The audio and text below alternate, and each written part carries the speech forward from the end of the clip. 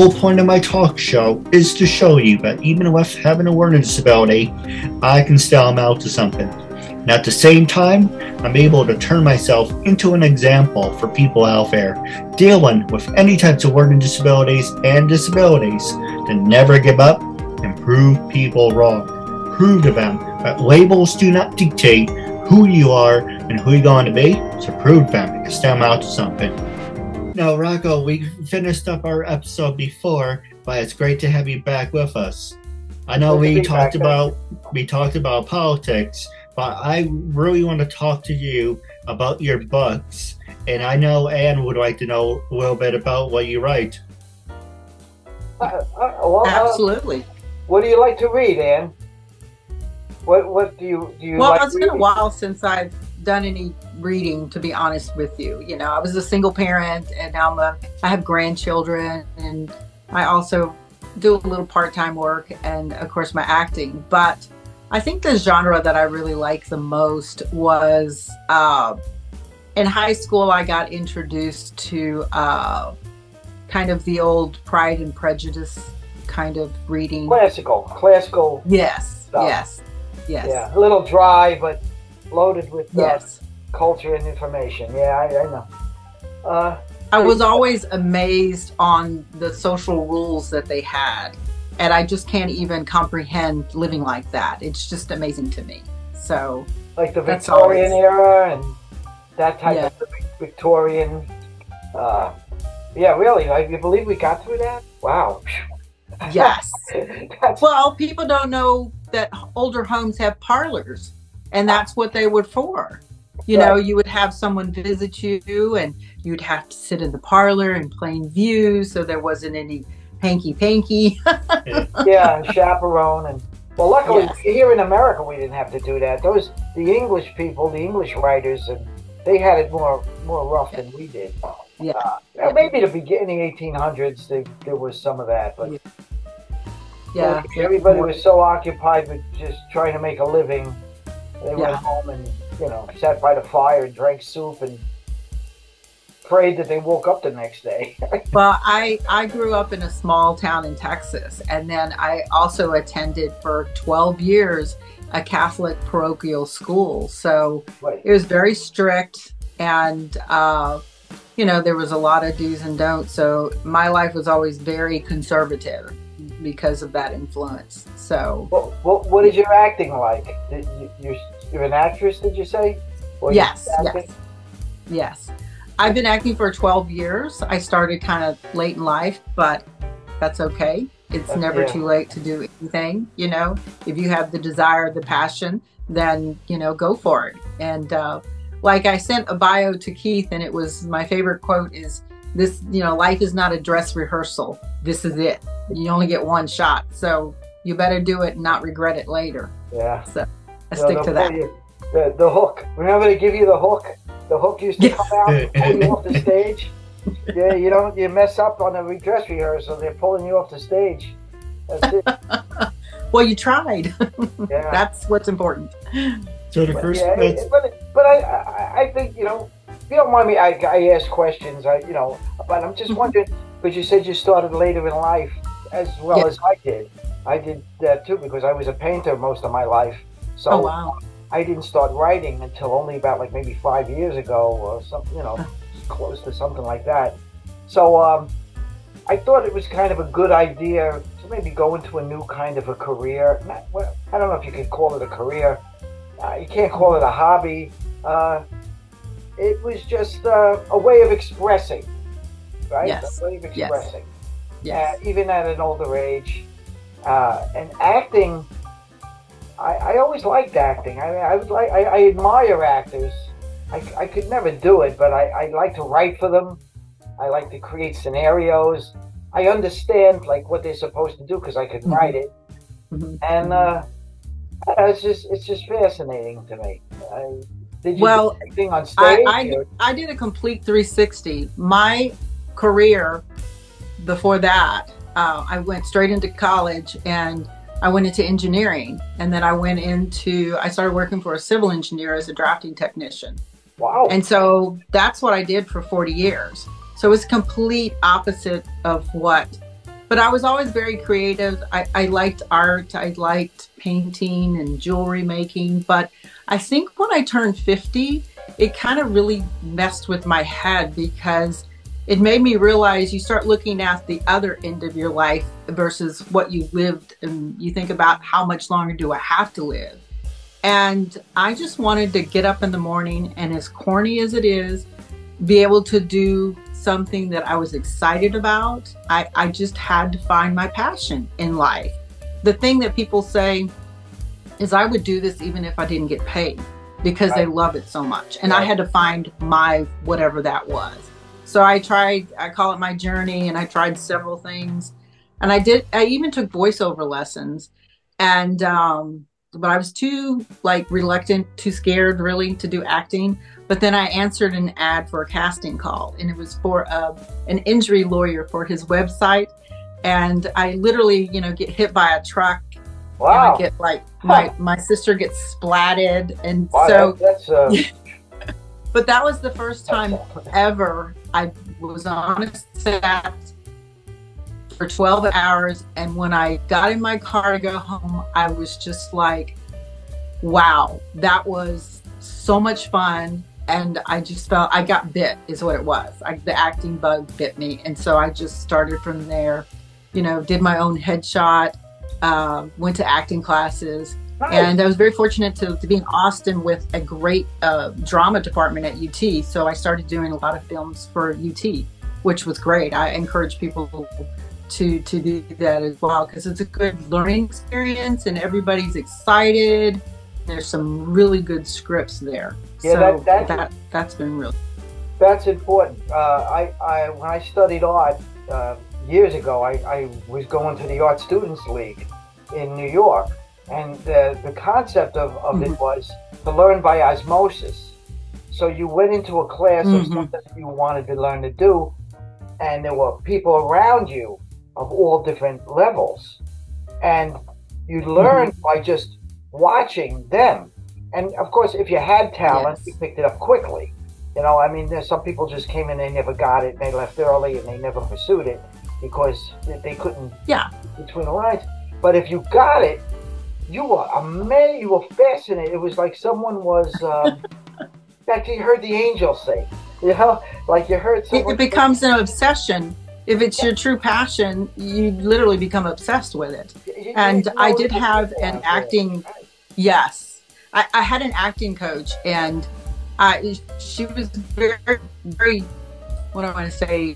She didn't mince words at all, and which was good. And I told her, I said, you know what? If I'm not good at this, just let me know, and I'll just move on with my life, because I didn't want any BS about it. I didn't want to waste time doing something I wasn't good at. And by the end of the classes, she was like, do you have a headshot and an agent? And that's all I needed to hear. That was enough validation for me to continue. No, absolutely. Yeah. So the next one I want to ask you, I mentioned this to Rocco, but I want to ask you, and it's really cool because when we talk about special effects on the screen, how has the pandemic impacted your career and life? And if you had to compare before and after, do you see things differently? And Rocco, that's also for you after Ann answers. At the time the pandemic hit for me, I was working a part-time job that became a full-time job in retail.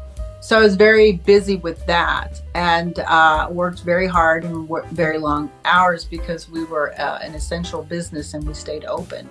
But I did see the transitions with my acting, in the sense that I had to start doing my own auditions at home. I had to learn how to videotape, and then I had to learn how to edit and then submit these things.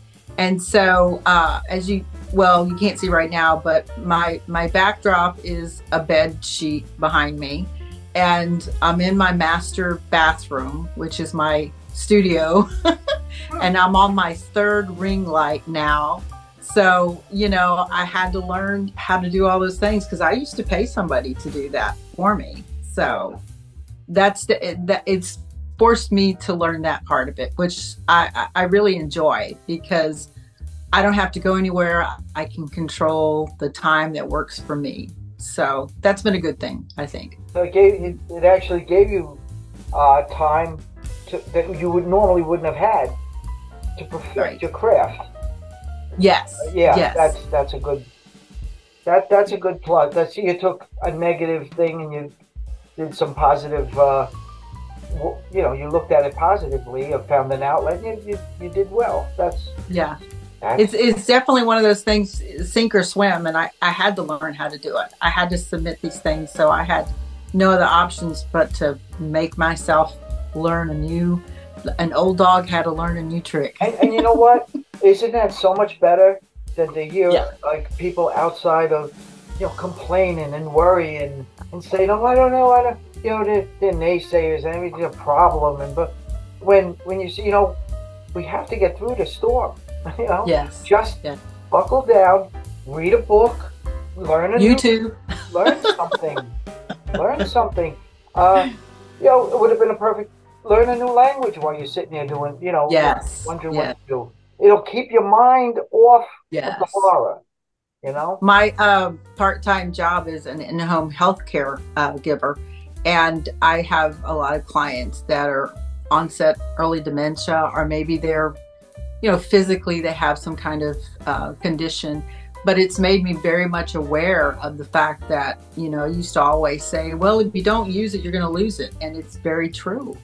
You have to use those things, our bodies, our minds, to keep them busy, to keep them going. It's very important. Trees lose their leaves every year. Right? Keep growing new ones. What about you, Rocco? How has the pandemic impacted you? Well, I don't, we discussed this in the last interview. I did pretty much, like I was telling you in the last interview, pretty much what Ann did. I tried to utilize my time. Like I told you, I can't stand being bored. To me, boredom is like the ultimate, you have to find something to do,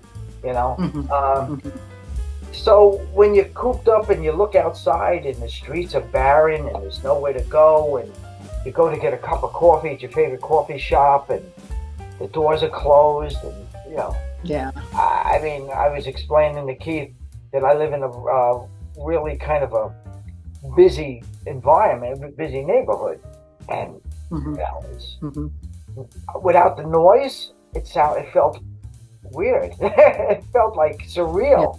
Where's the people? Like some apocalyptic movie or something, Twilight Zone, or That happened recently, where when this pandemic happened, and actually on September 11th too, we went outside and it was dead. It's not a horrible pun, but it was dead silence. There was no birds, there was no sounds. It was completely silent, and it was really eerie. And I thought, okay, September 11th, now it's a national, it is the darkest day in American history. But then a couple of years later, with the pandemic, I felt like I relived the same feeling. I walked outside, I walked my dog, and I'm looking around. No one around, no birds, no crickets. There's too much of that happening lately. Do you remember, Keith's a little younger than we are, and you would probably remember it's a little bit before my time, but around the late 60s and the 70s, where there were art explosions and there were people doing things, and they were you hear sirens out here. I got sirens. I don't know if you can pick up that sirens all the time. There was always some kind of a festival or some kind of a thing that brought people together, or some kind of a mind expansion thing, like a new art form, or a new gallery, or a new show, a Broadway show would open up, or there was always something interesting, now people have too much, I think, idle time on their hands and in their mind, and they just create problems. It's so easy. It's so easy, and I catch myself doing this sometimes, is just to zone out and on Instagram or Facebook and just look at videos and before I knew, you know, I'll start doing that. I get sucked into it. It's been about an hour, and you know, all I've been looking at is, you know, somebody videotape Bigfoot, you know. What am I watching? Yeah. But it's so mindless that I guess that's kind of relaxing, you know. But you could use that. You could use that too in your acting. You know. Yeah. I mean, it's hard to act completely vacant. You know. I mean, it's hard to catch that. Well, the good thing about being a little bit older and starting my acting career a little bit later in life, I have so much life experience to pull from. It's not hard for me to be unhappy or sad or, you know, all those emotions. I've experienced all those things, you know, tragedies. You acquire empathy as you go on. Yes. You know, you start, because you've seen it in other people. You know, you've grown up with it. So, although it's not as shocking anymore, like tragedy and horror in people's lives, it's kind of like an educational force. You know, you feel good about actually being able to help somebody through something. You know. Yeah. Yes. Do you get that? I feel that sometimes. You know, it's just life experience that you can share with people. I have 4 children, and my 3rd son is getting ready to have his first child in April. And his girlfriends, there's a big age difference between them, and it's her first child as well. And I just think she has no idea what's going to happen to her. You know, I'm trying to prepare her, but I don't want to scare her. But you know, it's like one of those things. I keep telling her, I said, look, we women are built to do these things, you know, just remember that. No. Do you remember the video of this big muscle guy with tattoos, and he had to change his daughter's diaper, and he was dry heaving, and he finally got through it and said, okay, just keep it clean until mommy comes back. He's sweating, about to pass out. I know. With my kids, I felt, you know, they were so fragile and small, and you know, it's intimidating. Yeah. And, you know, they can't talk to you and tell you what's wrong. That's the other thing that's kind of tough. You know, you just have to figure it out. You know, and with no experience, that's kind of hard to do. Mothers kind of know. You know? Yeah. Mothers know. You learn the cries. Yeah. You know, I mean, people say, oh, well, you know, it's really no difference. Like, everybody's like equal. Okay, maybe we're equal, like, under the eyes of the law. But when you see a mother with a child, I see things in her that I can't do. Oh, yeah. I mean, you could, but it'd be creepy. I could do it, but yeah, I mean, I could do it. I'm not talking about physical things, but little emotional things that they read between the lines, they pick up on. Yes. It would take me a while to get into the psyche of it. Like if it's intuition. It's just intuition. It's just one of those primal things that we have, you know. And you know, we don't, like, for women, we don't have the urge to go out and, you know, bring home food. I must go kill and bring home food, you know. We're like, I must cook the food. Yeah. Or you know, like a child scrapes their knee, and you know, the man usually says, like I used to tell my son, don't just lay there, get up. You know, get up. You know, it's gonna be okay. Come on, let's move on with things. Stop all this. Oh, my knees bleed, like where a mother would be a little different and say, don't yell at him. He felt he hurt himself. Yes. And like I understand that you can't just lay there, you know. Yeah. And she looks at it like, you know, I feel bad for him because he hurt himself. And I say, wow, it's just beautiful. Life is beautiful, isn't it? Isn't it? I had to be very conscious of that, being a single parent, and I had 3 boys and 1 girl, and I had to be sure that I wasn't like being a sissy mom is what I called it. I had to be a tough mom, I had to show the boys how they could do it. And, you know, luckily and fortunately, I was very athletic. I played softball and basketball and ran track, and I loved to go outdoors. So I could play baseball, I could play soccer. Oh, wow. So, Cool. you know, that was like a good thing that at least, you know, I could interact with them in that way. So, but I had to be very conscious and not do that, you know, when they get hurt, do that, oh my God, you know, I'm like, you're okay, because they could see the look on your face. So you had to be sure you didn't. I know people that in do acting, that's very true too. You act by the expression on your face. The audience has to read that. Yeah. Right? They see, you know, without you having to speak. That's right. And when I was doing screenwriting, one of the things they used to say was, don't use too much dialogue. Let the actors do it with their expressions. And like, I was the writer, so I couldn't, I'm like, I gotta put more in there. They're not gonna understand what I'm talking about. So no, the actor will know. You know, let the director figure it out. All you gotta do is, they walked into the room, right? And they looked around and they were nervous. That's all you gotta do. We do the rest. So what's happening? I had to switch. I had to switch over to book, right? I said, God, I gotta tell a story. I have to tell a story. I can't pull back. So we have 7 minutes left in the show. I do have a couple minutes left. I do want to talk to you guys off the air, but let's have some fun. Do you guys have any funny jokes you want to? You can tell PG jokes. You can tell dark humor. Oh, you mentioned about treating people as equals, and the first thing that popped in my head was there's this kid's cartoon, a Batman cartoon, and Batman finds out, oh, you're a woman. Yes, would Batman ever hit a woman? And he's like, absolutely, Batman, I am an equal opportunist. But if she's a villain, then I don't know if the rules are rough. All rules are rough. Yeah. That one was pretty rough. You know? Well, let me ask you this joke. Let's play your game real fast. I'm going to tell you a dark joke, and then the audience can leave a comment and say who won or who had the better joke. Oh God, I can't think of a joke off the top of my head. I'm really bad at jokes. That's one of the things I can't tell a joke. I'm just. I can't off the top of my head. I know. Like I don't think I do have a funny story though. I have a funny story that I can tell you about. All right, go ahead.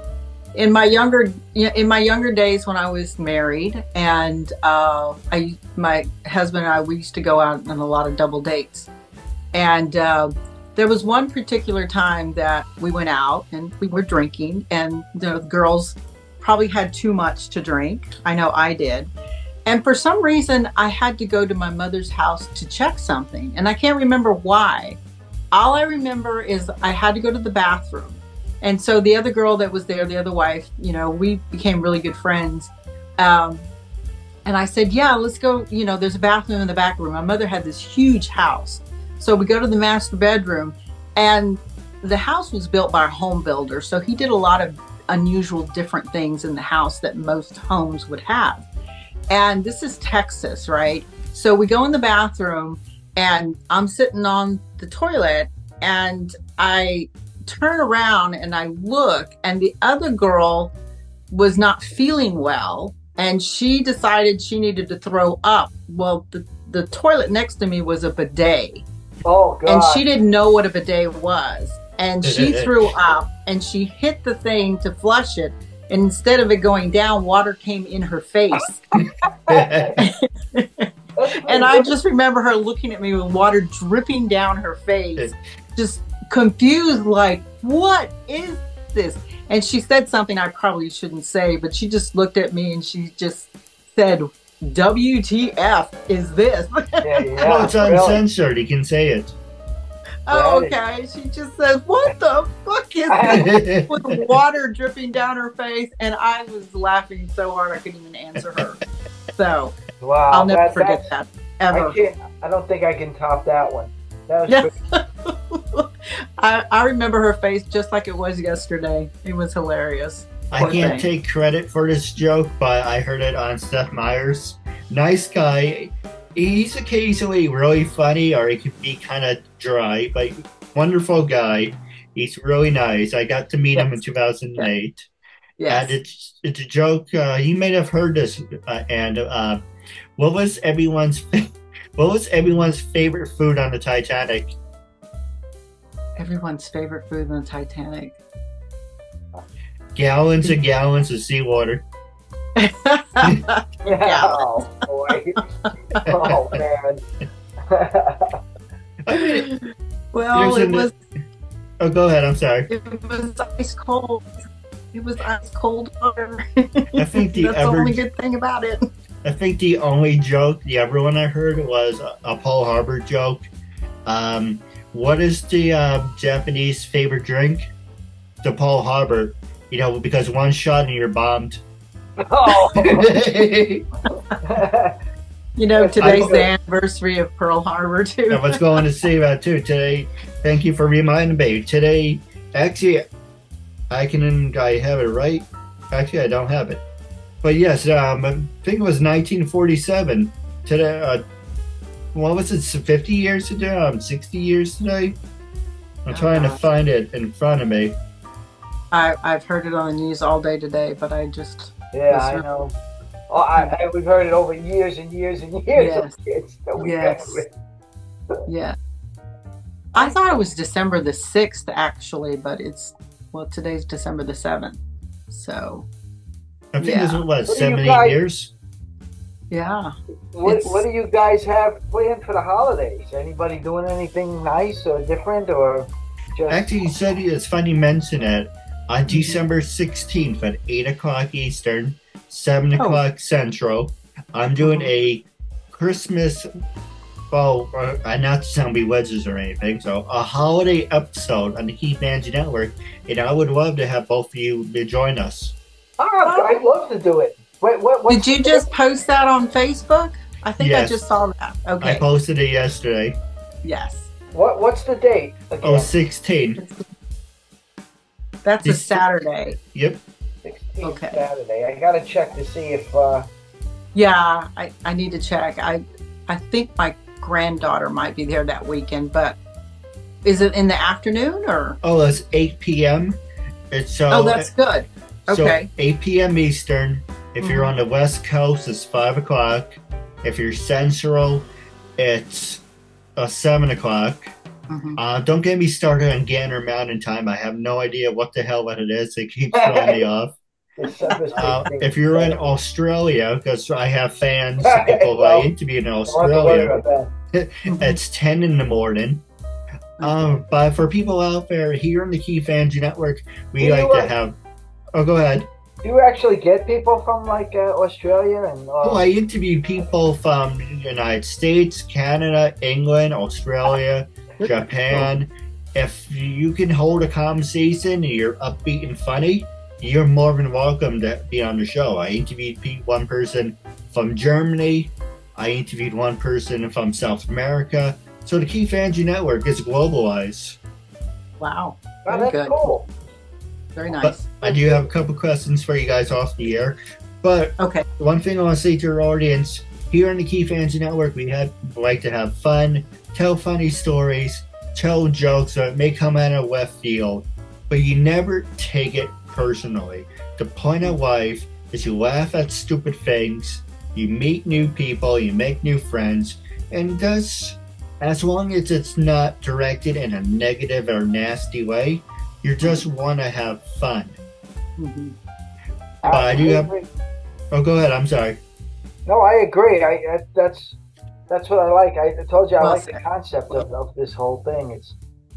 And you know, somebody could just come across it, find it, look at it, and just get involved and just listen and just like maybe giggle at something like Ann says or you say or I say, and they just like, that was, it doesn't have to mean anything. It's not going to change the world, but you know what? It affected someone's life for like a little while. No, absolutely. all we can do. You watch a TV show, you watch a movie for an hour, half hour. Doesn't matter if you're having a shitty day. For that small, brief moment of time, you're entertained and you forget what's wrong with you. Right. And so that's right. That's what my show is. That's why people read a book. It's a way to reflect. It's entertainment. That's what That's what Ann does. That's what I do, and that's basically what you're doing. So, absolutely. Now, I'm actually, I'm going to say this for off the air. If you're watching right now, stay tuned to YouTube, Instagram, and TikTok for the sit down of the Keith Andrew Network, and that will be coming up from this quick commercial break. But Ann, my other good friend, I forgot Rocco, and I had a brain fart. Rocco, and it was a real honor and privilege having you guys on the show, and I'm looking forward to part 2 down the road. So until we meet again, catch you later. Definitely. Thank you. It was a pleasure meeting you, Ann. Thank you. Yes, you as well.